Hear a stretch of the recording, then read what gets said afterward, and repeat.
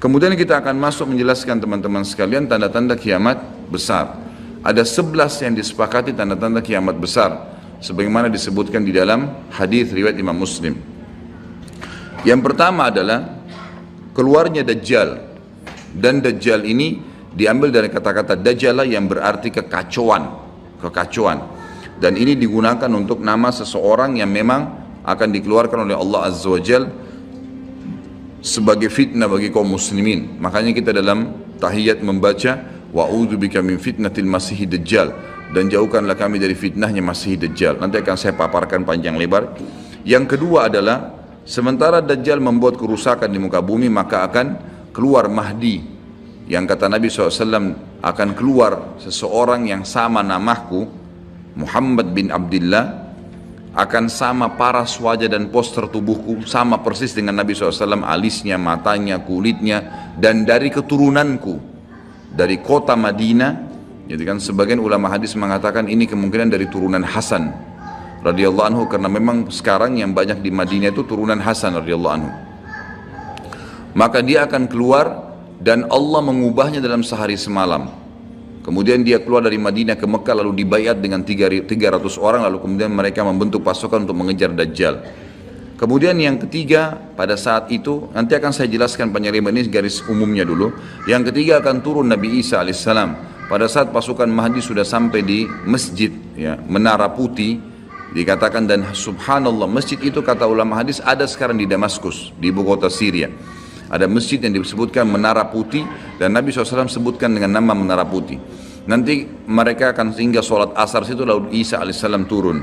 Kemudian setelah itu, setelah Isa alaihissalam ya, datang, turun, kemudian memerangi Dajjal, datang tanda-tanda hari kiamat. Yang keempat adalah Ya'juj wa Ma'juj, dua suku yang dari anak Adam diciptakan oleh Allah Subhanahu wa Ta'ala, tapi mereka berbeda dengan kita. Mereka sangat beringas, memakan semuanya, kala jengking, ular, hewan-hewan, jumlahnya banyak. Bahkan seseorang di antara mereka tahu kalau akan mati kalau seandainya sudah memiliki 1000 orang anak. Dan mereka akan membuat kerusakan, membunuh semua yang ditemui. Kafir, beriman, tidak ada urusan. Selain mereka akan dibunuh. Ini ada ciri-cirinya.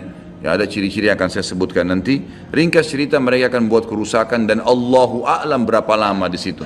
Isa alaihissalam dan kaum mukminin akan sembunyi di gunung-gunung, dan mereka akan mati bukan dengan peperangan dengan kaum mukminin, tapi dengan doa Isa alaihissalam yang berdoa, lalu Allah matikan mereka dengan satu kali mati. Maka semua miliaran orang yang Ya'juj ini mati tiba-tiba. Kemudian Isa alaihissalam pun berdoa kepada Allah agar dihilangkan jenazah mereka, karena seluruh bumi ini dipenuhi dengan jenazah mereka. Sampai disebutkan dalam hadis, mereka akan turun di sebuah sungai Tibriyah di wilayah Syam. Mereka minum sungai tersebut, orang terakhir mereka datang sudah nggak temukan lagi ada airnya, saking banyaknya jumlahnya. Dan saya pernah tanyakan ke dosen saya sendiri waktu tingkat 3 kuliah bicara masalah Ya'juj Ma'juj ini, saya bilang, Syekh, apakah ada orang dari kita yang ikut dengan pasukan mereka? Maka syekhnya mengatakan sama sekali tidak ada. Karena kita beranjak daripada hadis Nabi SAW, seseorang yang antara mereka tahu dia akan mati kalau sudah punya 1000 orang anak. Dan mereka akan membunuh semua selain mereka. Jadi ada ciri khasnya sendiri. Kemudian setelah mereka mati pun, Isa alaihissalam berdoa, lalu Allah SWT datangkan burung-burung yang besar dari arah barat, yang mencengkram mereka satu-satu, lalu dibuang ke lautan ke arah timur. Kemudian Allah turunkan hujan yang membersihkan kotoran-kotoran mereka. Jadi sudah ada tanda-tanda kiamat pertama Dajjal, nanti akan saya ceritakan ceritanya. Kemudian ada Mahdi keluar dari Madinah, kemudian turunnya Isa alaihissalam, kemudian Ya'juj Ma'juj. Setelah berjalannya waktu, maka akan terjadi orang-orang kufur kembali kepada risalah langit. Setelah pada saat itu Isa alaihissalam sudah meninggal dunia, sudah mulai sebenarnya tentram, orang sudah mengenal Allah, tapi dengan berjalannya waktu manusia mulai lalai, mulai lagi kembali menyembah berhala, mereka lagi berbuat zina, mereka melakukan kekacauan. Maka keluar tanda-tanda kiamat besar yang kelima, yaitu keluarnya dabbah atau hewan melata. Yang hewan melata ini akan keluar dari tanah, berbentuk seperti hewan, tapi dia bisa berbicara, dan dia membawa cap yang dia mencap orang beriman dan orang kafir. Setiap kali mereka buat kesalahan, ya diingatkan oleh dabbah ini, kalau kamu sedang lalai dari jalan Allah, kembalilah. Dan itu tadi yang ayat yang kita bacakan, surah An-Naml ayat 82. Kemudian setelah itu datang tanda-tanda kiamat yang keenam. Setelah keluarnya dabbah, maka akan terjadi 6, 7, 8 sekaligus tanda-tanda kiamat ini, yaitu terjadinya longsor besar di wilayah timur Jazirah Arab, tepatnya wilayah timur itu Irak, Iran, Afghanistan, Rusia, itu wilayah timur Jazirah Arab. Akan terjadi longsor besar yang tidak bisa lagi ditutup, dan terjadi juga longsor besar, tanda-tanda kiamat yang ketujuh itu adalah di Jazirah Arab, dan juga terjadi di wilayah baratnya Jazirah Arab, yaitu wilayah Afrika, dan ini juga akan longsor besar gitu kan. Kemudian terjadilah tanda-tanda kiamat yang selanjutnya, yang ke berapa? 9, keluarnya api dari wilayah Qa'rul Aden namanya, atau wilayah padang pasirnya wilayah Aden. Aden salah satu kota di Yaman gitu kan. Dan sekarang ini sudah ada diangkat di YouTube, dicuplikan, dan saya pernah lihat sebagian padang pasir wilayah Aden ini yang disebutkan dengan Qa'rul Aden itu memang tidak ada orang yang tinggal situ karena panasnya gitu kan. Dan ada wilayah padang pasir yang sempat terbelah, dan mereka melihat dan diteliti secara ilmiah di bawah itu ada api yang sangat besar. Jadi ini sudah disebutkan dalam hadis Nabi sallallahu alaihi wasallam. Kemudian selanjutnya akan terbit matahari dari barat, sebagaimana dia biasa terbenam dari situ. Ini ada berapa? 10 ya? Berarti ada satu yang tertinggal ya. Iya, keluarnya asap, maaf. Jadi sebelum terjadinya longsor 6, 7, 8 tadi, yang keenamnya itu adalah kelihatannya kabut. Di seluruh muka bumi ini akan terjadi kabut yang menutupi bumi ini, dan semua dunia ini akan melihat kabut itu dalam beberapa waktu. Inilah 11 tanda-tanda kiamat besar. Baik, kita akan rincikan dengan izin Allah satu persatu.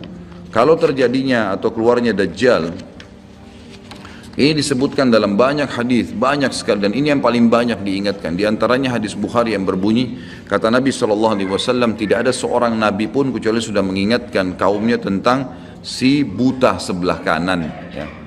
Jadi memang dia cirinya buta sebelah kanan. Dajjal memiliki ciri khas, rambutnya keriting, kemudian kulitnya mendekati hitam ya. Jadi sawo matang, badannya kekar, kemudian dahinya lebar ya. Dan orangnya mata kanannya rusak seperti anggur yang sudah rusak. Dan kata Nabi SAW, ingatlah dia akan mengaku sebagai Tuhan, dan ketahuilah Tuhan kalian Allah tidak buta sementara dia buta. Kemudian orang-orang pada bertanya, ya Rasulullah, bagaimana bisa orang mengikutinya? Kata Nabi SAW, pada saat itu dunia akan ditimpa kelaparan, dan Dajjal memiliki bergunung-gunung makanan. Ini bahasa wahyunya begitu. Allahu alam seperti apa, yang jelas dia bergunung-gunung memiliki makanan, dan dia akan melewati seluruh muka bumi ini. Tidak ada satu tempat pun kecuali dia akan lewati, melainkan akan dilewati kecuali Madinah dan Mekah. Itu yang dia tidak bisa masukin. Dajjal akan membuat kerusakan di muka bumi 40 hari. Satu hari pertama seperti setahun, satu hari kedua seperti sebulan, satu hari ketiganya seperti sepekan, dan sisa harinya seperti hari-hari kalian. Berarti setahun, 2 bulan, 2 pekan. Dan ini kemungkinan kata sebagian ulama, dia akan menggunakan teknologi yang ada sekarang. Karena Nabi SAW mengatakan akan keluar Dajjal dari wilayah Yahudiyah di Khurasan. Wilayah Yahudi ini subhanallah, sekarang di Iran ada satu perkampungan namanya Yahudiyah, diberikan nama itu, dan mayoritas penduduknya orang Yahudi. Kata Nabi SAW, Dajjal akan keluar dari wilayah Yahudiyah di Khurasan. Khurasan itu Iran gitu kan. Dan sekarang ini sudah ada, semua ini ada. Tidak mungkin salah sabda Nabi SAW. Dikatakan akan keluar dan diikuti dengan 70.000 orang Yahudi. Dan sebagian ulama hadis mengatakan pada saat itu teknologi sangat canggih seperti sekarang, lebih canggih lagi, gitu kan?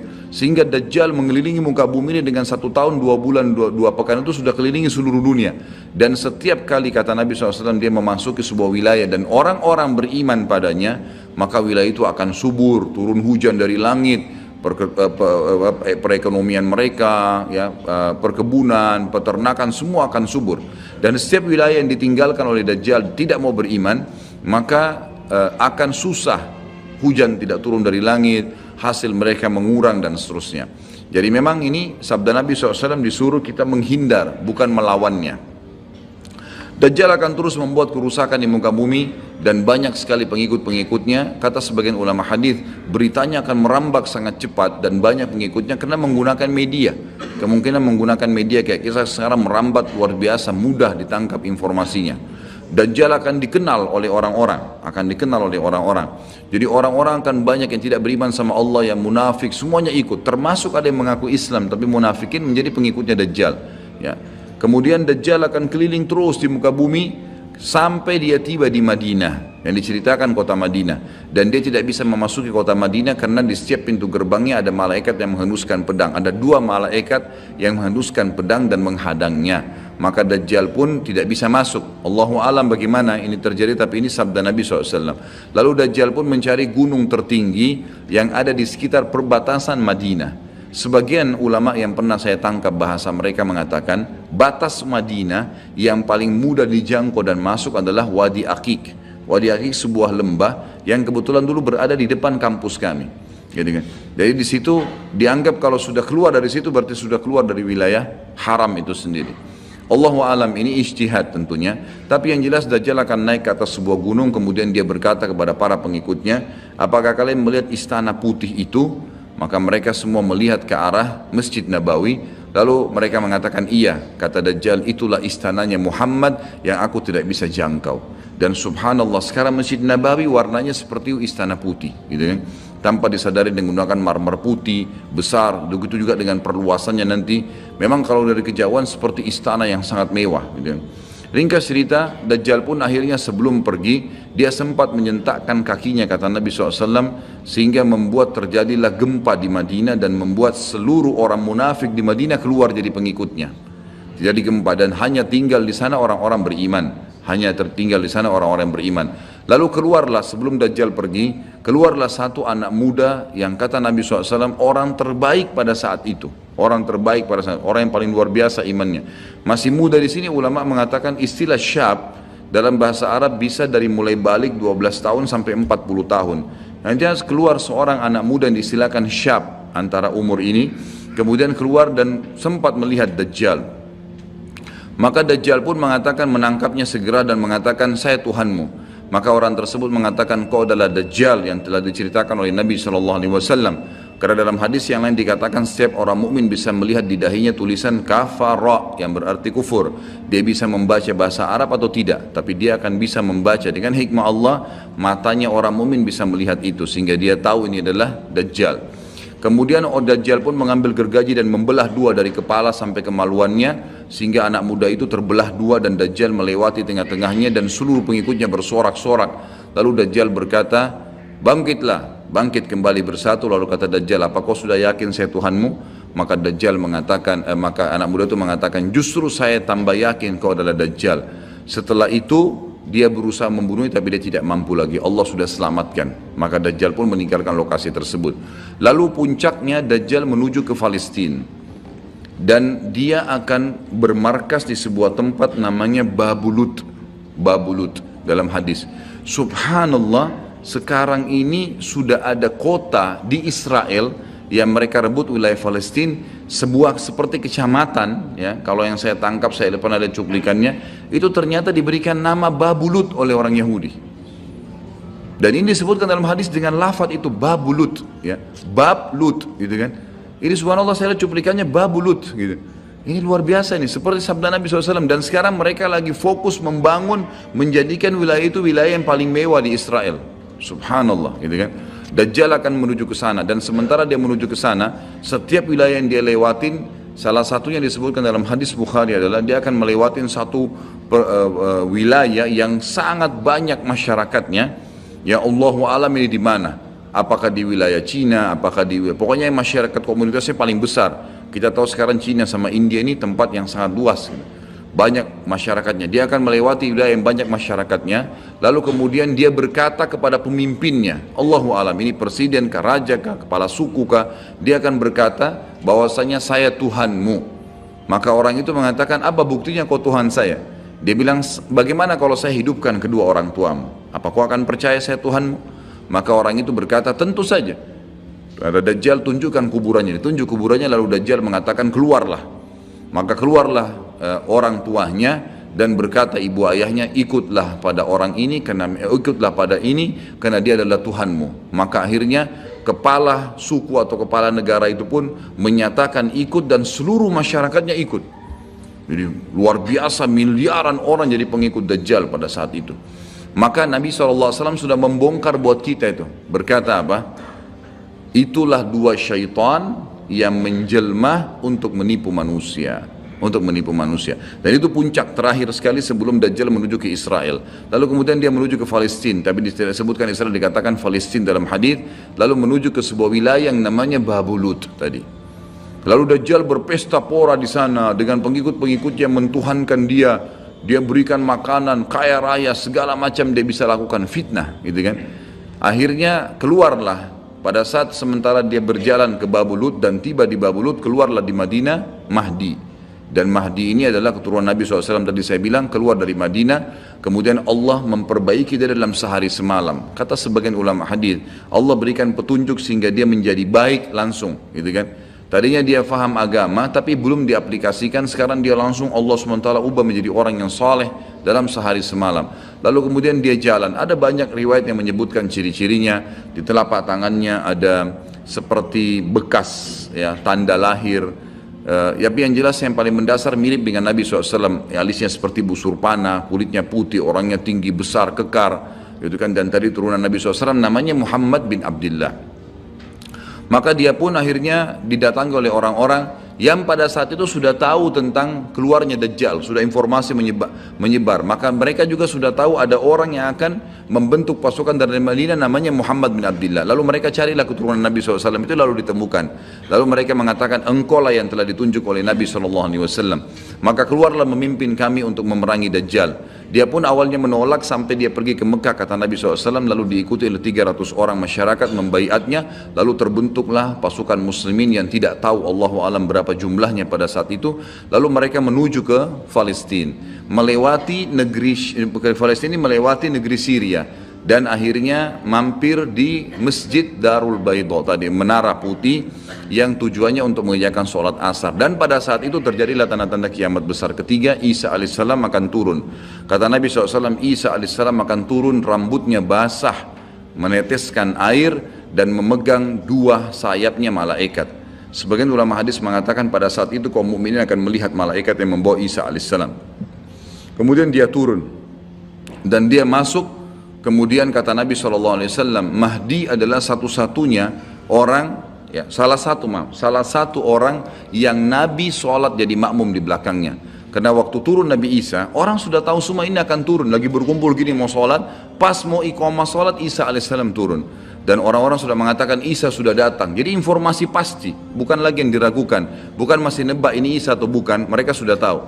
Turunnya kelihatan dan mereka masuklah. Lalu kemudian Mahdi mengatakan, silakan memimpin hai Nabiullah. Kata Nabi Allah, imam dari diri kalian, dari kalian sendiri, dari kaum muslimin. Maka akhirnya dia pun menjadi imam. Kemudian terbentuklah pasukan tersebut, tiba di Babulut.